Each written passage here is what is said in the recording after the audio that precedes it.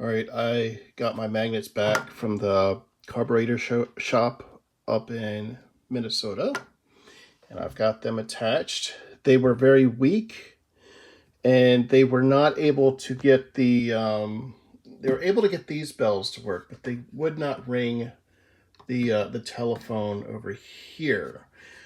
So when I cleaned up the generator, or the Magneto, whatever you want to call this, and found that there was a lot of problems with this little shaft down in here. It was just packed full of dirt all the way to the top. And this is where you put oil in. So I got everything lubricated, so I got everything moving smoothly, and that did improve things, but it didn't help with the voltage. So I got a little monitor here. You can actually see I've already got it up to like 58, 59 volts. I'm gonna go ahead and spin this. Look at that. Woohoo!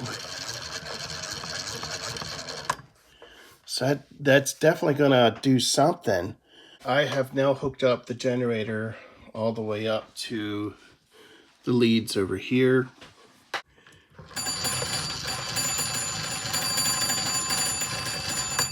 And I'm going with L1, L2.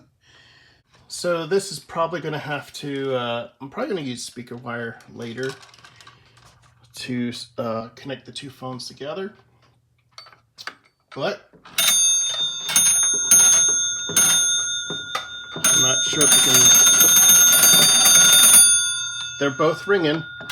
So I have brought up my power supply, which I can adjust the voltage here just by clicking a button and just lowering or increase voltage. You can see I've actually wired up the connectors to the battery leads. I can't even measure power coming from this at all. So I also tried this. I could play with that a little bit because that does change over from a DC to an AC circuit depending on how that's held down. Yeah, but nothing's happening right now. And these green alligator clips seem to have a problem. They're both connected.